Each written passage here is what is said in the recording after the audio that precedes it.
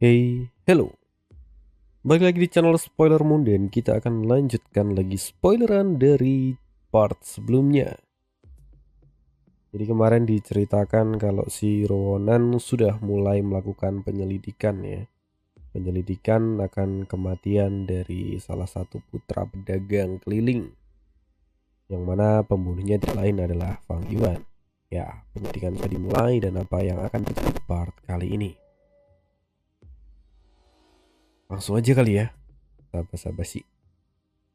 Beberapa waktu telah berlalu dan saat ini Ronan menemui Fang Zheng dan mencoba untuk mendapatkan petunjuk darinya. Mengapa masterku itu datang untuk membunuhku? Bagaimana aku bisa mengetahui alasannya? Kata Fang Zheng menjawab dengan polos pertanyaan Ronan. Jika kau telah melakukan sesuatu, aku harap kau tidak menyembunyikan kebenarannya. Apapun yang kau katakan, itu akan sangat membantuku dalam menyelesaikan penyelidikan kasus ini, kata Ronan. Kemudian Fang Zheng hanya menggelengkan kepala lalu berkata, aku juga sangat bingung akan hal itu. Sebelum kejadian itu, aku selalu berkultivasi tanpa henti. Jadi bagaimana aku bisa melakukan hal yang membuat seseorang sampai ingin membunuhku? Tetapi setelah peristiwa itu, banyak orang menduga jika masterku itu telah disewa oleh dua klan yang lain untuk membunuh bintang muda sepertiku. Terutama mereka, klan Xiong. Mereka adalah tersangka terbesar karena sebelumnya pernah ada masterku iblis di dalam klan mereka. Klan Xiong. Ronan mengerutkan keningnya. Mendengar penjelasan dari Fang Zheng itu membuat Ronan menjadi lebih putus asa. Karena setelah gelombang serigala, klan Xiong itu telah menghilang dari keberadaannya. Lagi-lagi Ronan merasa kalau petunjuknya telah hilang. Tapi tak lama kemudian, terdengar suara dari orang luar. Lihat di sana, bukankah mereka adalah orang-orang dari klan Xiong? Kata orang-orang yang mulai riuh. Bukannya klan Xiong sudah musnah? Bagaimana mungkin ada orang-orang dari klan Xiong yang datang ke sini? Tanya lainnya. Ternyata itu memang benar, utusan dari klan Xiong. Yang mana itu langsung menyebabkan perbincangan di seluruh desa. Dan bahkan membuat klan Guyue sangat marah. Ternyata masih banyak anggota dari klan Xiong yang selamat.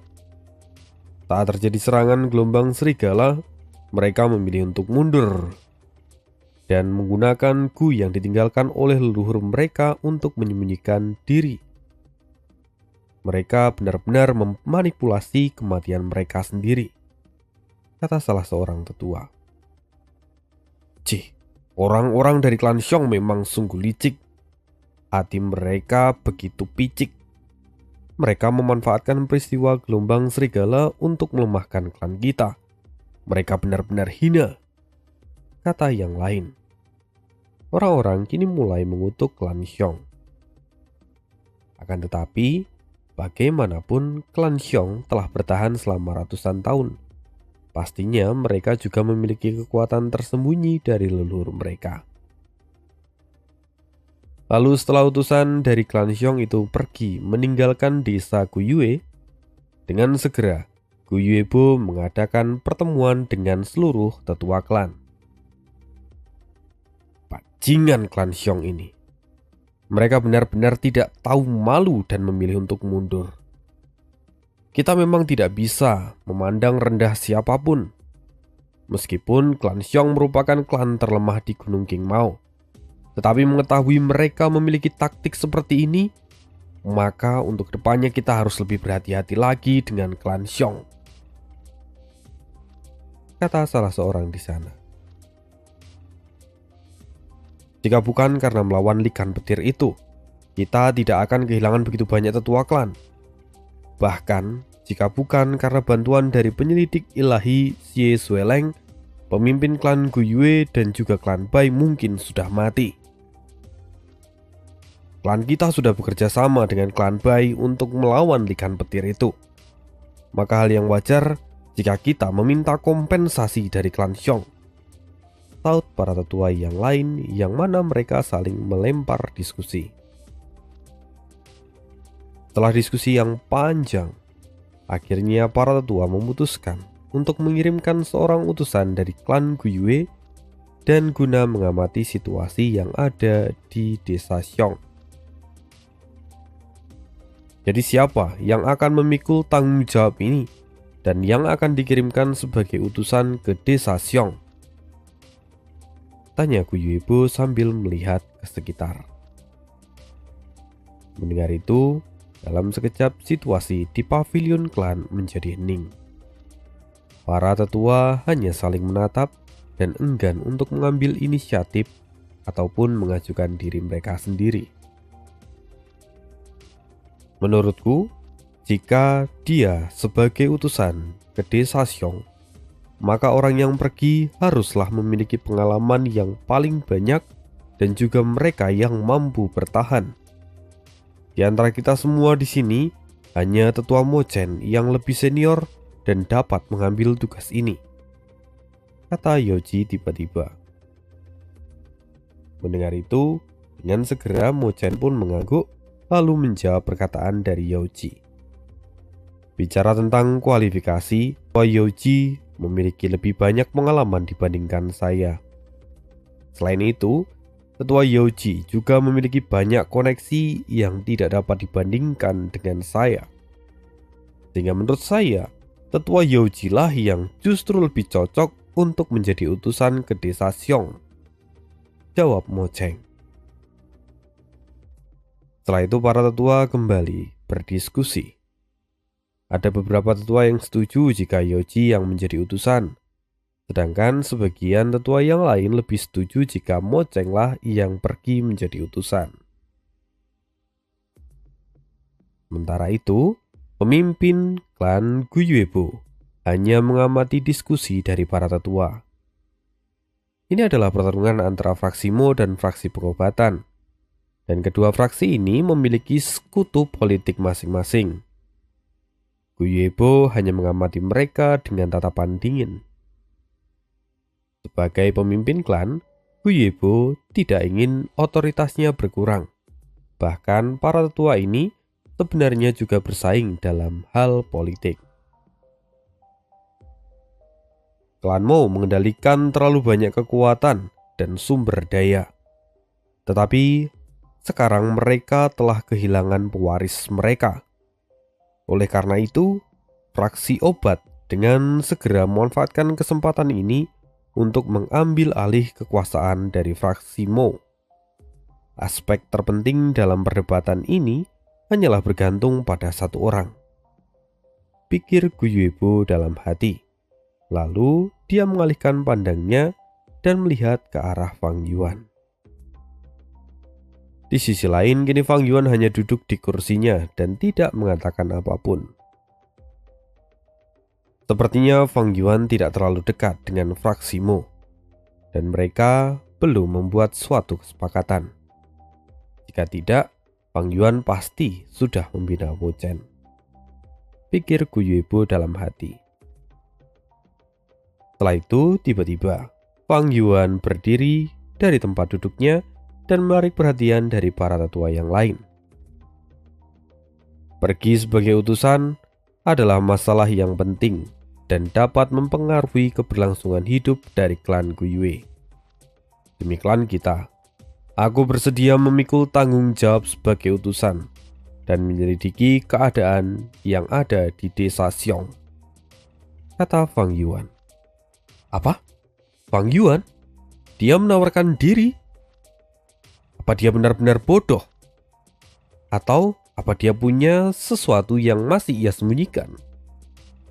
Para tetua kemudian memberikan respon yang berbeda-beda. Mereka semua jelas sangat terkejut dengan apa yang dikatakan oleh Fang Yuan.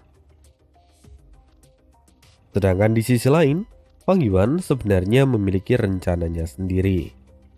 Menurutnya, ini adalah kesempatan yang baik untuk memicu konflik antara ketiga klan di Gunung Qingmao. Dan juga ini bisa menjadi kesempatan baginya untuk pergi meninggalkan desa Guiyue.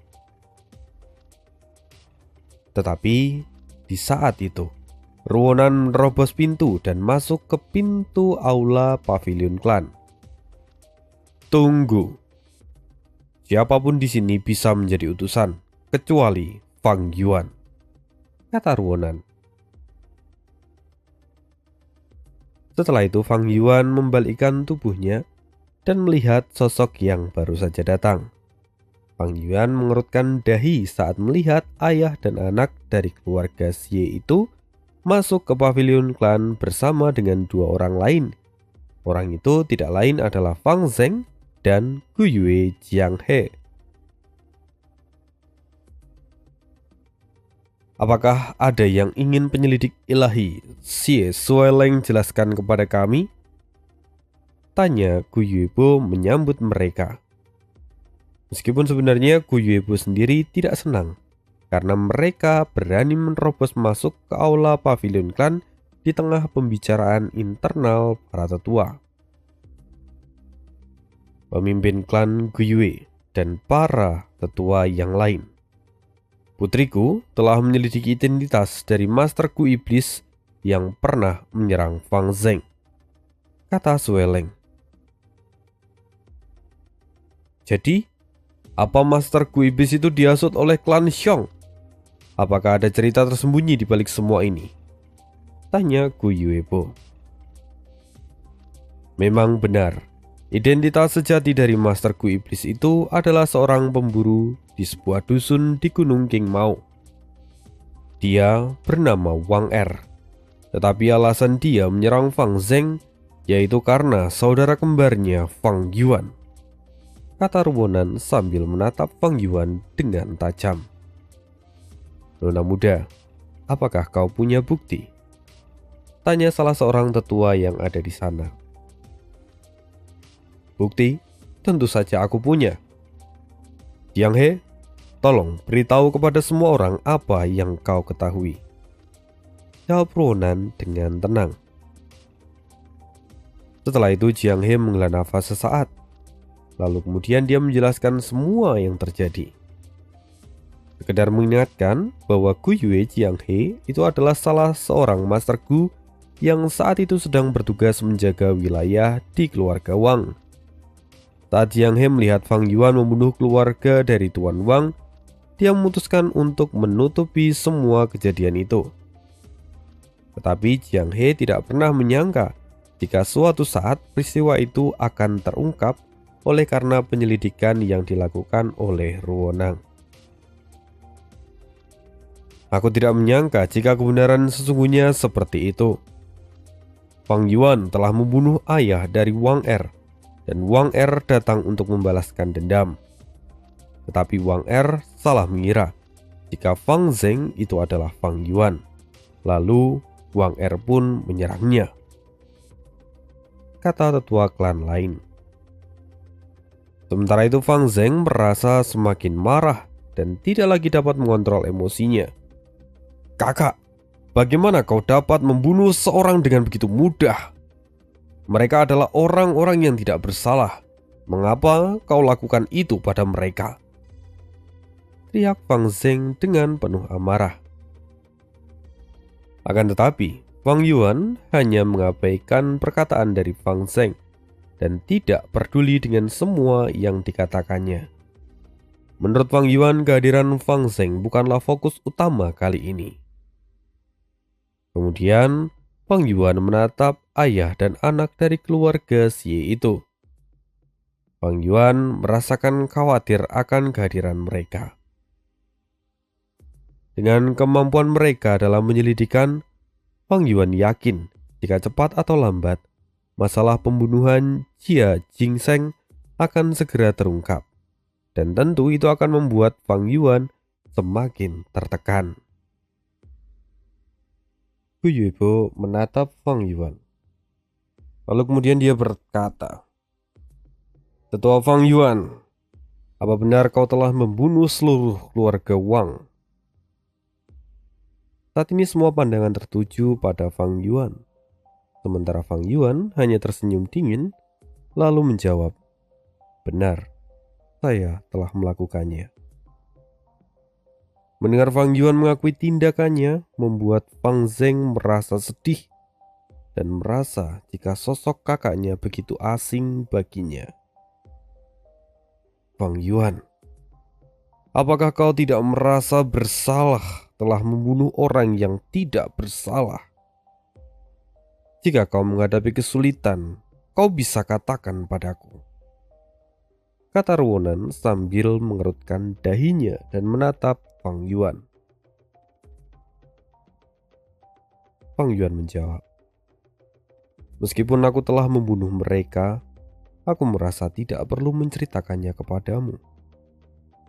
Pada saat itu, aku juga tidak tahu jika Wang Er adalah seorang master Gu Iblis. Selain itu, Fang Zeng juga tidak sengaja terlibat dalam hal ini," kata Fang Yuan yang berbicara dengan jujur. "Kakak, apa kau tidak mau mengatakan sesuatu kepadaku?" kata Fang Zeng sambil menahan amarahnya. "Kau ingin aku mengatakan apa? Apakah kau ingin penghiburan atau permintaan maaf dariku?" "Adik kecil, hatimu terlalu lembut," kata Fang Yuan sambil mengejek Fang Zeng. "Sialan, kakak, jangan pikir karena dirimu sekarang sudah menjadi tetua, kau bisa seenaknya. Aku sekarang juga sudah memiliki kualifikasi untuk mencapai peringkat 3, kata Fang Zeng dengan penuh amarah.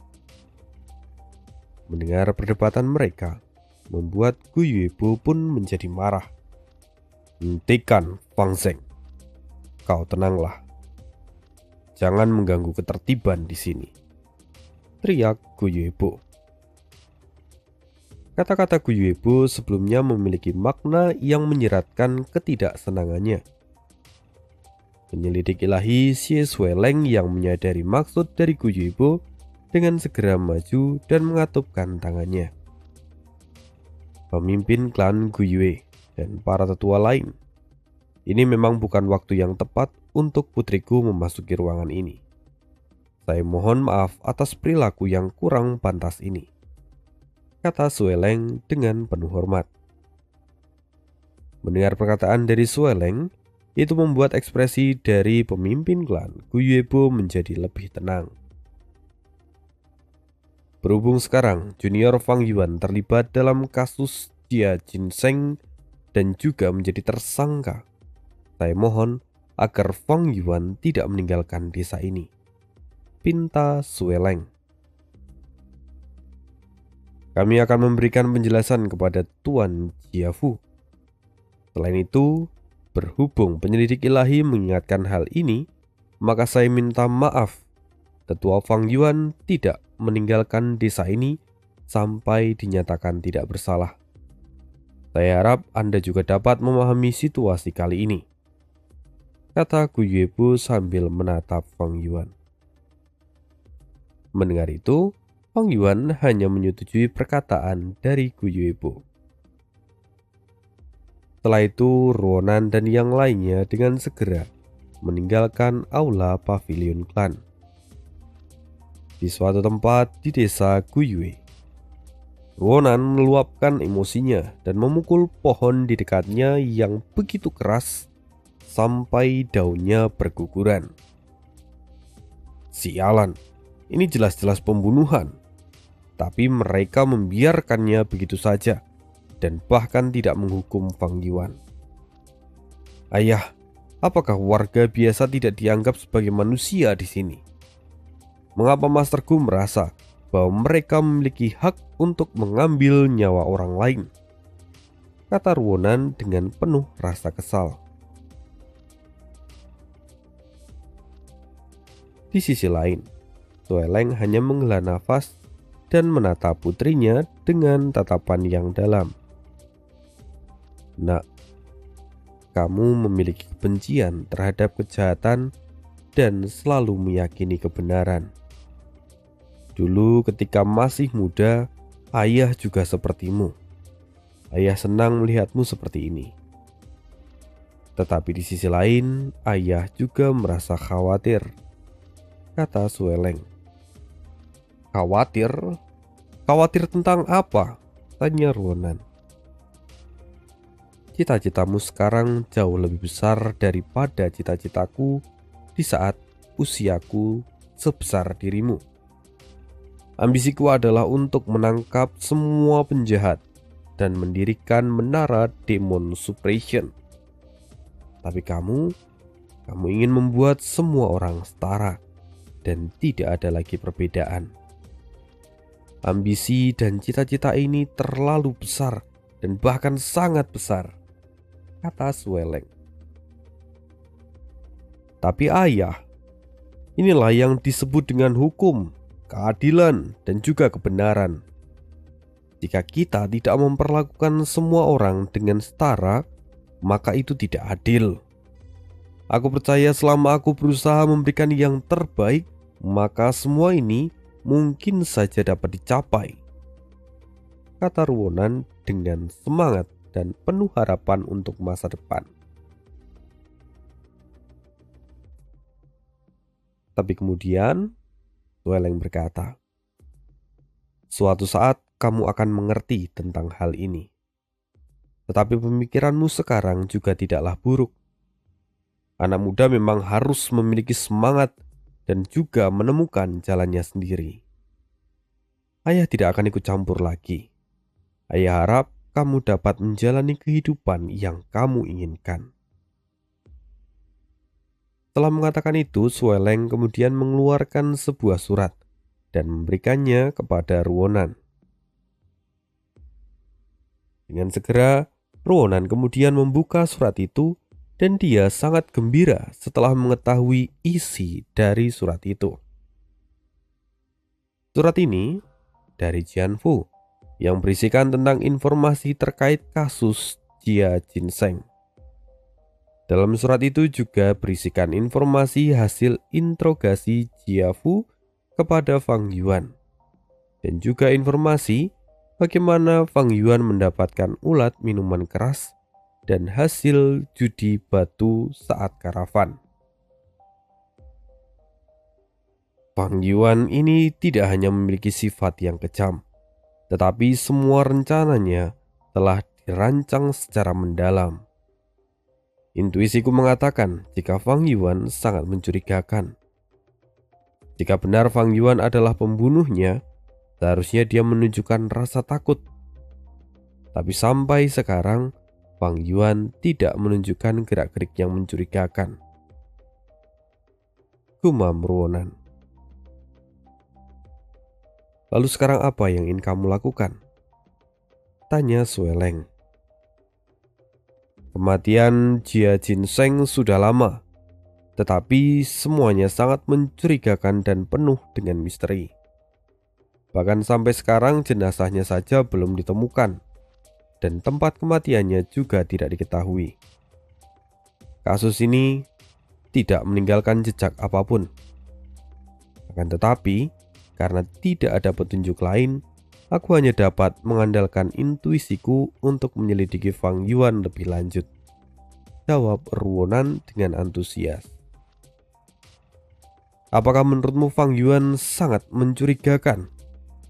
Tanya Sueleng. Benar. Jelas-jelas Fang Yuan hanya memiliki bakat kelas 3. Tetapi mengapa kultivasinya dapat meningkat dengan begitu cepat? Bahkan jauh lebih cepat daripada Fang Zeng yang memiliki bakat kelas 1. Meskipun Fang Yuan mendapatkan bantuan dari ulat minuman keras dan gur relik, tapi peningkatan kultivasinya masih terlalu cepat. Selain itu, keberuntungan saat berjudi batu juga sangat mencurigakan, jawab Ruonan.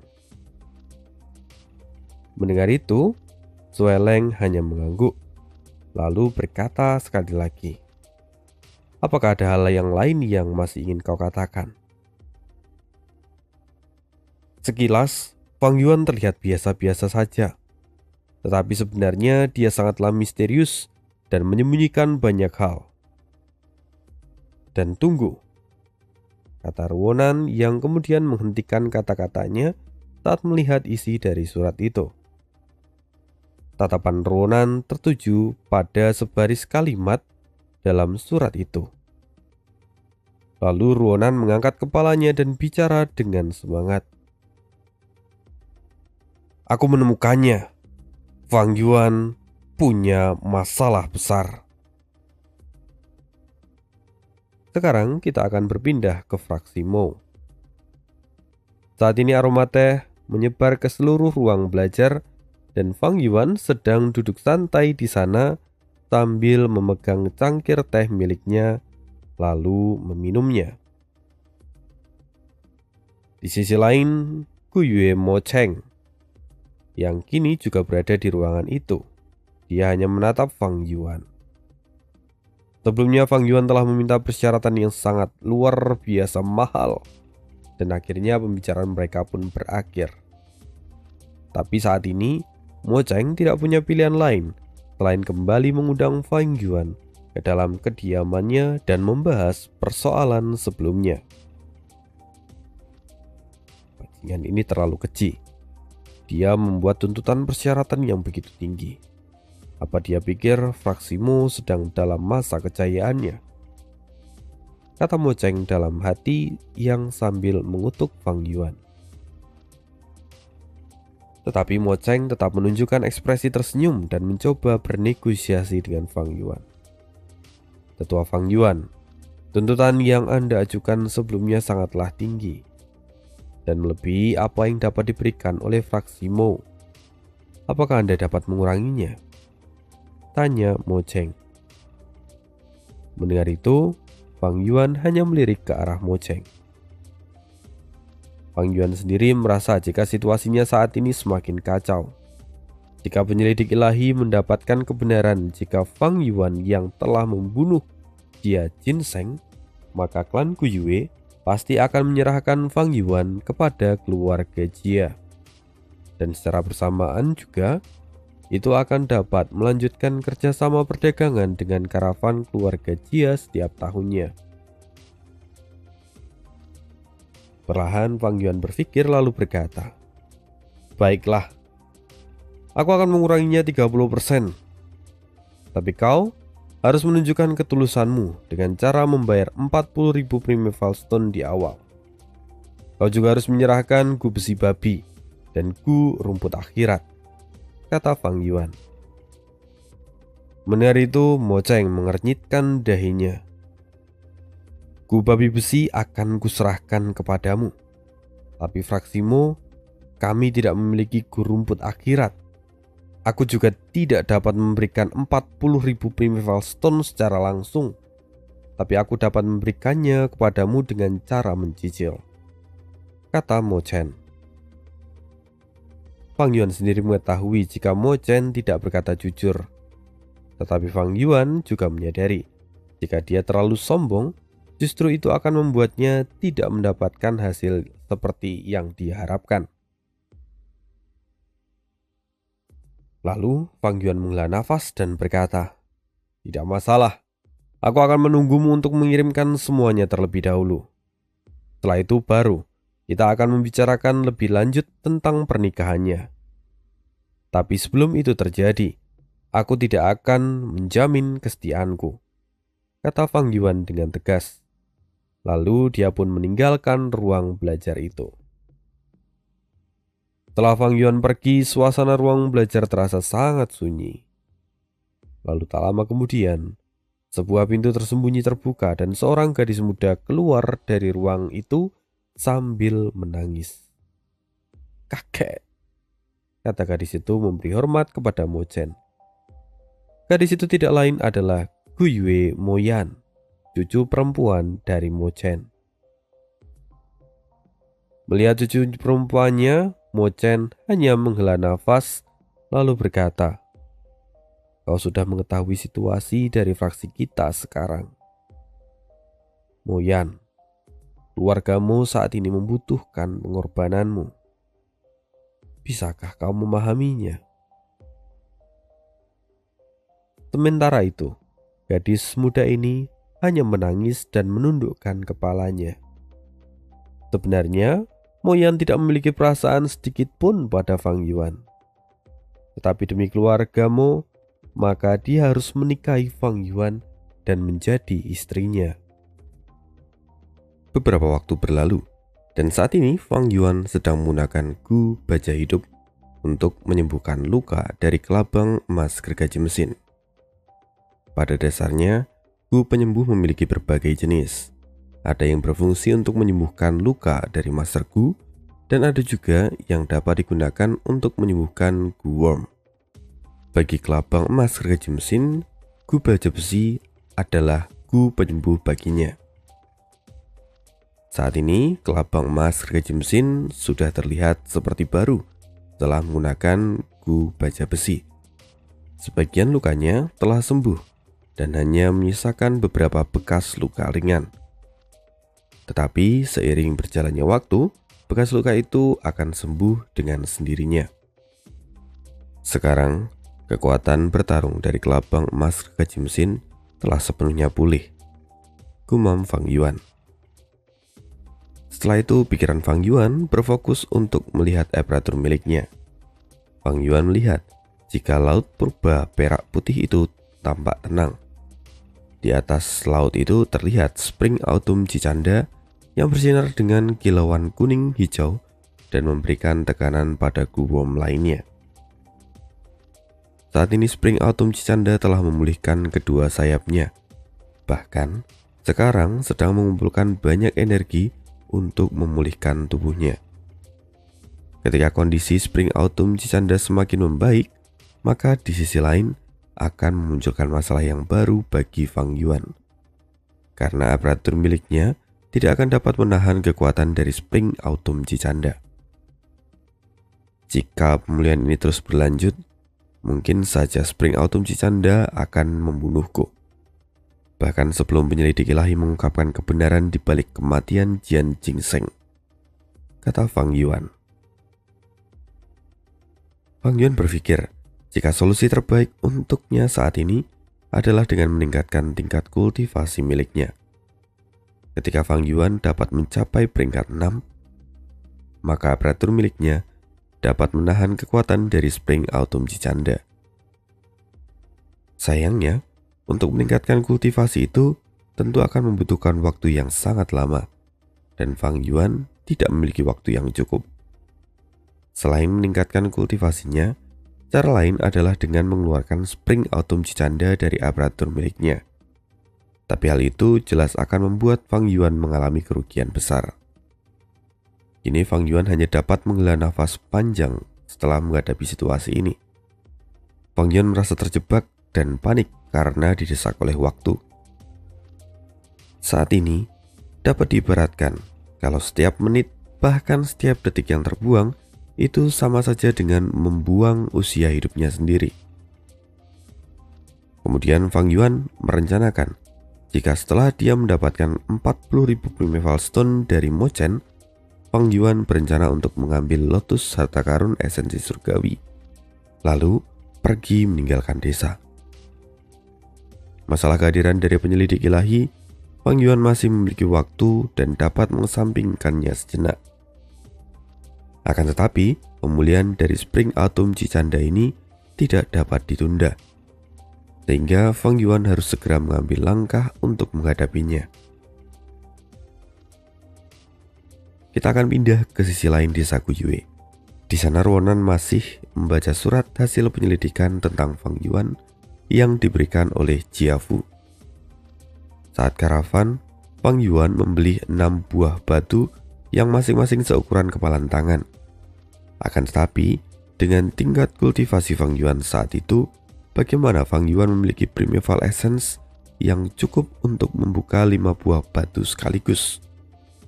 Kata Ronan sambil menatap informasi di surat itu dengan tersenyum puas. Mendengar itu, Sueleng hanya mengangguk lalu berkata, "Akhirnya kamu menemukan hal yang mencurigakan dalam surat ini. Memang, hanya meneliti dengan cermat, kita bisa menemukan hal-hal yang tidak ditemukan oleh orang lain. Tapi apa yang kamu pikirkan tentang hal yang mencurigakan ini?" Setelah itu Ruonan memejamkan matanya dan diam-diam mengaktifkan Gu intuisi miliknya. Setelah menggunakan Gu intuisi, Ruonan mendapatkan pencerahan dalam pikirannya. Kemudian, Ruonan kembali membuka matanya lalu berkata, "Intuisiku mengatakan jika Fang Yuan pasti telah memiliki ulat minuman keras sejak lama, bahkan sebelum dia membeli batu di karavan. Tapi jika hanya berdasarkan intuisi, hal itu tentu tidak akan menjamin kebenaran," kata Sueleng kembali mengingatkan Ruonan. "Bukankah untuk mendapatkan bukti terkait ini cukup mudah? Selama Fang Yuan memiliki ulat minuman keras, dia pasti harus memberikan guam itu makan. Dan pasti ada bukti yang tertinggal di sana," kata Ruonan sambil tersenyum. Tak lama kemudian, Ruonan melanjutkan kalimatnya dan berkata, "Ayah, ayo pergi. Kita harus menemui Fang Zeng kembali. Sebagai saudara Fang Yuan, Fang Zeng seharusnya mengetahui informasi tentang Fang Yuan." Dan begitulah, mereka berdua pun pergi. Setelah beberapa saat, akhirnya Ruonan tiba dan bertemu dengan Fang Zeng. "Kamu bertanya tentang tindakan kakakku saat itu?" kata Fang Zeng sambil menunjukkan wajah bingung. Kemudian, Fang Zeng tampak menghela nafas jenak lalu kembali mengenang masa lalu. Saat itu, kakak adalah individu yang sangat luar biasa. Sejak kecil, dia terus menunjukkan bakat yang luar biasa. Dia sering membuat puisi dengan syair yang indah, sehingga membuat banyak warga desa yang tertarik kepadanya. Bahkan, aku pun mengaguminya. Di mataku, kakak ibarat seperti sebuah gunung yang tinggi yang tidak bisa kugapai. Akan tetapi, setelah ujian upacara kebangkitan, ternyata kakak hanya memiliki bakat kelas 3. Dan hal itu membuat luka yang mendalam kepadanya. Setelah peristiwa itu, kakak terlihat sangat putus asa. Ketika di kelas, dia selalu tidur dan tidak kembali ke asrama hingga malam hari. Tiap malam, kakak hanya membeli anggur dan mabuk-mabukan, kata Fang Zeng menjelaskan. "Tunggu, kamu mengatakan dia membeli anggur?" tanya Ruonan. "Iya, saat itu kakak menjadi orang yang paling candu dengan alkohol untuk beberapa saat. Mungkin kenyataan itu sangatlah menyakitkan baginya, karena kakak hanya memiliki bakat kelas 3, sedangkan aku memiliki bakat kelas 1. Jika aku berada di posisi kakak, mungkin aku juga akan merasakan hal yang sama," kata Fang Zeng. "Tunggu, aku ingin bertanya sesuatu. Apakah setelah itu Fang Yuan secara rutin hanya membeli anggur untuk diminum setiap selang beberapa hari?" tanya Ruonan. "Iya, benar. Sejak itu, kakak sangat suka minum anggur. Untuk beberapa waktu, kakak bahkan menyukai anggur bambu. Dan anggur itu merupakan anggur khusus dari klan kami yang harganya sangat mahal. Bahkan, dulu kakak pernah memeras Primeval Stone dari teman-teman sekelasnya hanya untuk membeli anggur itu. Apakah ada masalah terkait dengan hal itu?" kata Fang Zeng dan kemudian bertanya dengan ekspresi bingung. "Tentu saja ada masalah besar. Aku menduga jika sebelum membeli batu karavan, Fang Yuan sudah memiliki ulat minuman keras.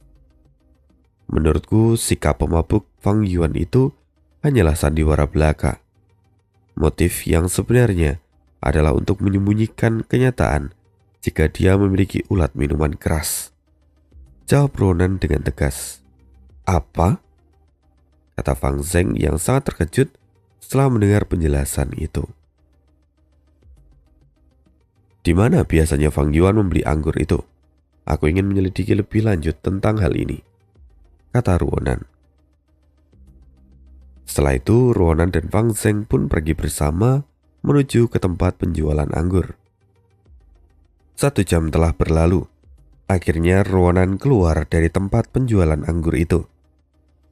Saat ini Ruonan sedang berjalan di jalan berbatu sambil berpikir keras. Penjual anggur itu telah menjelaskan semuanya kepadaku. Saat masih siang hari, Fang Yuan telah datang dan membeli banyak anggur. Motif sebenarnya dari semua itu adalah untuk memberi makan dari ulat minuman keras. Setelah itu, Fang Yuan dengan sengaja pergi berjudi batu saat karavan. Dan itu dia sengaja untuk mengungkapkan keberadaan ulat minuman keras kepada semua orang, kata Ruonan. Sementara itu Fang Zheng sangat terkejut setelah mendengar semua penjelasan dari penjual anggur dan juga Ruonan. Dahulu Fang Zheng benar-benar meremehkan Fang Yuan dan mengira Fang Yuan sangatlah lemah dan putus asa karena mengetahui bakatnya hanya bakat kelas 3. Tetapi ternyata di balik semua itu, Fang Yuan memiliki rencana yang sangat cerdik. Kakak, sebenarnya apa yang ada di dalam hatimu? Setelah mengetahui kebenarannya, jika kamu selama ini hanya berpura-pura mabuk dan tidak menceritakan yang sesungguhnya kepadaku. Kakak, apakah bagimu aku ini hanyalah sebuah lelucon? Jika bukan karena Nona Xie, mungkin selamanya aku tidak akan pernah mengetahui kebenaran ini, kata Fang Zheng dalam hatinya. Saat ini Fang Zheng benar-benar merasa terhina dan juga marah kepada Fang Yuan. Kakak, seperti apa dirimu yang sebenarnya? Kata Fang Zheng sekali lagi. Saat ini Fang Zheng merasa jika dia tidak tahu apa-apa tentang kakaknya sendiri. Padahal dia adalah saudara kembarnya. Saat ini Fang Zheng merasa perbedaan yang sangat jauh dengan Fang Yuan. Menurut Fang Zheng, hati Fang Yuan penuh dengan tipu daya dan juga sangat cerdik. Fang Yuan sangat pandai bersandiwara untuk menutupi semua yang dia sembunyikan, bahkan tidak peduli akan nyawa manusia. Saat menyadari jarak di antara mereka, Fang Zheng kembali merasakan takut yang sulit untuk dijelaskan. Tetapi Fang Zheng berusaha untuk mengabaikan rasa takut itu. Nona Xie, terima kasih karena telah memberitahu saya kebenaran dan juga memperlihatkan sikap sesungguhnya dari kakak saya. Kali ini saya membantu Anda seperti membantu diri saya sendiri. Jika lain kali masih ada hal yang ingin Anda ketahui, saya tidak akan segan memberitahu Anda tentang apa yang saya ketahui, kata Fang Zheng dengan sangat sopan. Mendengar itu, dengan segera Ruonan menggelengkan kepalanya lalu berkata, sekarang apa yang ingin ku ketahui, aku sudah mendapatkannya. Masalahnya sekarang, dari mana Fang Yuan bisa mendapatkan ulat minuman keras itu? Itu benar, sebelumnya kakak tidak mewarisi harta dari keluarga kami. Dan pada saat yang sama, kakak hanya memiliki bakat kelas 3. Jadi dari mana kakak bisa mendapatkan ulat minuman keras? Hal ini sungguh mencurigakan, kata Fang Yuan sambil mengerutkan keningnya. Ronan kemudian mulai mengeluarkan deduksinya. Hanya ada dua kemungkinan. Salah satunya adalah bantuan dari pihak lain, dan yang kedua adalah warisan keluarga. Jika dipikirkan baik-baik, siapa yang ingin berharap lebih pada seorang yang memiliki bakat kelas 3? Tetapi, jika itu adalah warisan keluarga, dari mana informasi itu berasal? Setelah itu, Ruonan tenggelam dalam pikirannya dan berpikir tentang warisan keluarga. Kata warisan keluarga itu selalu bergema di dalam benaknya. Jika semua ini disebabkan oleh warisan keluarga, maka semuanya akan semakin jelas. Pertama, mengetahui asal-usul Fang Yuan mendapatkan ulat minuman keras. Kedua, alasan dibalik pembunuhan Jia Jinsen akan terungkap, pikir Ruonan dalam hatinya. Di sisi lain, Ruonan meyakini jika pasti ada motif lain di balik pembunuhan Jia Jinsen. Mungkin saja saat itu Fang Yuan menunjukkan ulat minuman keras miliknya, lalu Jia Jinsen ingin membelinya. Jika Jia Jinseng memiliki tekad yang kuat untuk membeli ulat minuman keras dan terus mengikuti Fang Yuan sampai ke lokasi warisan keluarga, mungkin saja sesuatu dapat terjadi di sana. Tiba-tiba, Ruonan melihat ke arah Fang Zheng lalu berkata, "Aku ingin memeriksa catatan sejarah dari klan Guyue." Mendengar itu, Fang Zheng langsung melengkan kepalanya dan menjelaskan situasi kepada Ruonan. "Kita tidak mungkin ke sana. Catatan sejarah hanya disimpan di dalam wilayah terlarang klan, dan lokasi itu hanya bisa diakses oleh tetua klan," kata Fang Zheng. "Jika begitu, lalu apa yang bisa kita lakukan sekarang?" tanya Ruonan sambil mengernyitkan dahinya. Tiba-tiba dari belakang mereka muncul seorang wanita tua yang sedang berjalan ke arah mereka. "Nona Xie, mungkin saya bisa membantumu," kata orang tua itu, yang ternyata dia adalah Guyue Yaoji. Meskipun sebelumnya posisi Yaoji sebagai tetua yang memimpin ruang pengobatan telah diganti oleh Ji Song, tetapi saat ini Yaoji masihlah memegang jabatan sebagai tetua. Dia juga masih memegang jabatan sebagai kepala keluarga dari fraksi obat. Dan saat ini, Yaoji berencana untuk mengambil alih fraksi Mo. Yaoji berpikir, jika dia dapat mengambil alih fraksi Mo, maka suatu saat dia akan dapat merebut kembali posisinya sebagai tetua di ruang pengobatan. Akan tetapi, untuk mengambil alih fraksi Mo, langkah yang harus dia lakukan adalah menghapuskan harapan dari fraksi Mo, yaitu sosok Fang Yuan yang sekarang adalah satu-satunya sumber harapan mereka.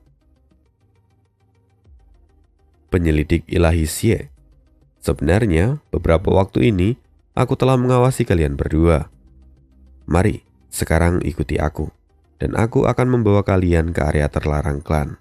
Biasanya tempat itu memang dijaga sangat ketat, tapi saat ini aku yang bertanggung jawab untuk melindungi tempat itu, kata Yaoji dengan nada yang sedikit sinis. Singkat cerita, mereka pun pergi bersama. Lalu setelah tiba di ruangan tersembunyi di dalam terowongan bawah tanah, di sana Ruonan menemukan catatan sejarah dari klan Guyue. Catatan itu menceritakan semua sejarah klan Guyue dari generasi pertama hingga saat ini. Pemimpin klan generasi pertama ini sangatlah misterius. Dia dapat menciptakan desa Guyue ini seorang diri.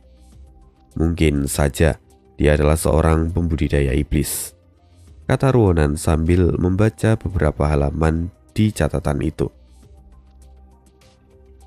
Itu memang bukanlah hal yang biasa, tetapi dalam beberapa kasus, banyak pembudidaya iblis yang setelah merasa bosan menjelajahi berbagai tempat, mereka memilih untuk mendirikan suatu keluarga dan menyebarkan garis keturunan mereka, dan berdirilah sebuah klan di sana.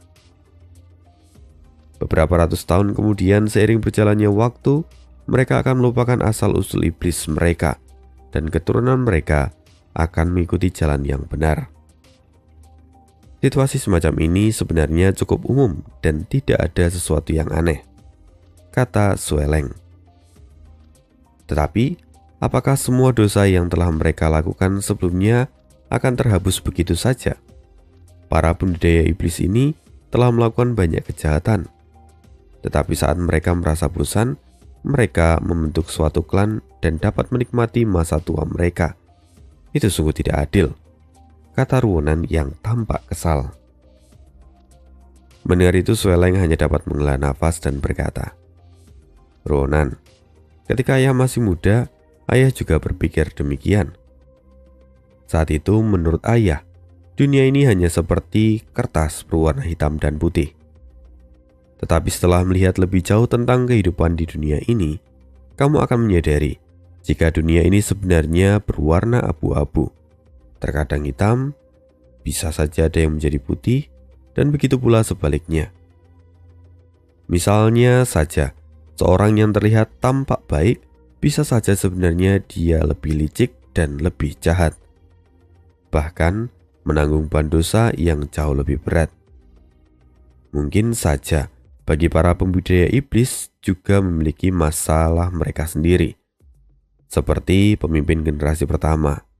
Mungkin saja dia telah memilih untuk mengubah arah mereka agar menjadi lebih baik. Seiring berjalannya waktu, mereka tidak lagi merugikan orang lain dan berada pada jalan yang benar. Soeleng menjelaskan semua itu, sekaligus ingin menghibur Ronan. Tapi sepertinya gadis muda itu tidak sepenuhnya setuju dengan apa yang dikatakan ayahnya. Dengan segera, Ronan menggelengkan kepalanya lalu berkata, "Ayah, kau tidak boleh menaruh simpati pada budidaya iblis. Hitam tetaplah hitam dan putih tetaplah putih. Mereka tetap harus dihukum atas dosa-dosa mereka. Jika tidak, maka di mana letak keadilan dan hukum?" "Oh putriku, ini bukanlah soal simpati pada mereka. Selama manusia ada, maka kejahatan akan selalu ada. Suatu saat nanti kamu akan menyadari bahwa kekuatan seseorang terlalu kecil. Tidak apa-apa, sekarang masih terlalu dini bagimu untuk memahami situasi ini. Untuk sekarang, kamu hanya perlu fokus untuk menyelesaikan kasus ini," kata Soeleng dengan bijaksana. "Baik ayah," jawab Ronan sambil cemberut. Di sisi lain, Ronan sebenarnya masih tetap kekeh terhadap pandangan dan idealitasnya. Setelah itu, Ronan kembali melanjutkan membaca buku tanpa henti. Pemimpin klan generasi keempat, biksu anggur bunga, ulat, minuman keras, gumam Ronan. Saat membaca poin-poin itu, mata Ronan seketika berbinar. Ronan seperti telah menemukan petunjuk yang selama ini dia cari. Petunjuk di mana kemungkinan Fang Yuan mendapatkan ulat minuman keras. Sementara Ronan masih terus menyelidiki tentang Fang Yuan, kita akan berpindah di saat yang sama di sisi lain Gunung Qingmao. Saat ini sedang terjadi pertarungan antara Baining melawan serigala petir. Di sana serigala petir gila menyerang ke arah Baining dengan cakarnya, tetapi Baining tetap tenang dan tidak menghindari serangan itu. Tiba-tiba muncul cahaya pelangi putih dari aparatur milik Baining. Tak lama kemudian, cahaya pelangi itu meledak dan menyebabkan sinar putih turun seperti hujan. Dari dalam sinar putih itu, muncul sosok ular putih dengan kumisnya yang panjang yang membuat penampilan ular itu sangatlah elegan seperti peri. Melihat kehadiran dari Gu ular abadi peringkat 5 ini membuat serigala petir itu ketakutan dan mencoba untuk kabur. Tetapi kemudian ular abadi itu membuka mulutnya dan mengeluarkan asap awan yang terus mengikuti pergerakan dari serigala petir itu. Asap putih itu membuat serigala petir tidak dapat melihat sekelilingnya, sehingga serigala petir itu hanya melonglong panik karena dia tidak tahu arah dan setiap kali bergerak dia akan menabrak pepohonan atau batu di gunung. Tiba-tiba serigala petir itu membuka mulutnya dan menembakkan serangan petir biru ke arah Baining. Tapi lagi-lagi Baining tidak berencana untuk menghindari serangan itu. Dengan segera serangan petir itu mengenai dada Baining bahkan sampai menembusnya. Tetapi Baining hanya menundukkan kepalanya untuk melihat lubang besar akibat serangan itu. Lalu dengan cepat, lubang itu pun mulai membeku dan lapisan es perlahan-lahan menjadi daging dan memulihkan luka Baining. Ini adalah kekuatan sesungguhnya dari jiwa es gelap utara. Aku adalah es dan es adalah aku. Bagiku luka fatal seperti itu dapat dipulihkan hanya dalam beberapa detik, pikir Baining dalam hatinya sambil perlahan mengangkat lengan kanannya. Meskipun sebelumnya Baining telah kehilangan lengan kanannya, tetapi berkat kekuatan fisik jiwa es gelap utara, sekarang lengan kanannya telah pulih sepenuhnya. Ular abadi ini juga dapat merasakan kekuatan jiwa es gelap utara yang ada dalam diriku, dan dia masuk ke dalam aparatur milikku. Di sisi lain, jiwa es gelap utara ini dapat menarik worm tipe air untuk bersatu denganku. Ini adalah kekuatan yang sangat besar, tapi sayangnya resiko kekuatan ini juga sangat berbahaya, gumam Baining. Baining menyadari bahwa hidupnya akan segera berakhir, tapi saat ini dia tidak lagi takut akan kematian. Sekarang hanya ada satu pertarungan terakhir yang harus dia selesaikan. Fang Yuan, apakah kau akan hadir dalam pertarungan 3 klan kali ini? Sekarang aku sungguh kuat. Semoga kamu tidak mengecewakanku kali ini, kata Baining. Ya, Fang Yuan benar-benar diserang dari segala sisi. Dia dikejar oleh Ruonan, dia didesak oleh Spring Autumn Cicanda, dan sekarang Baining pun juga ikut mendesaknya karena Baining sudah mendapatkan kekuatan yang baru. Dia siap untuk melawan Fang Yuan.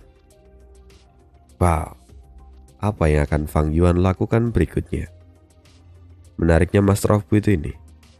Jadi sambil berjalan selalu ada momen-momen baru, cerita baru, permasalahan baru yang muncul. Seperti kehidupan gitu ya. Dan hebatnya si author bisa menghubungkan semua itu. Gokil. Agak berbeda ya dengan beberapa komik yang mungkin kita baca, kayak kalau ada satu trouble dia akan selesaikan dulu, kemudian selesai berganti cerita baru. Tapi di sini enggak, masalah terus menumpuk. Dan kemudian sang MC seharusnya menyelesaikannya. Well, mari kita lihat kelanjutannya di part berikutnya. Thank you, dan kalau yang mau ada bagi-bagi kopi atau nyawer, boleh di link traktir ataupun juga via membership di YouTube. Itu aja dari gua hari ini. Terima kasih dan bye.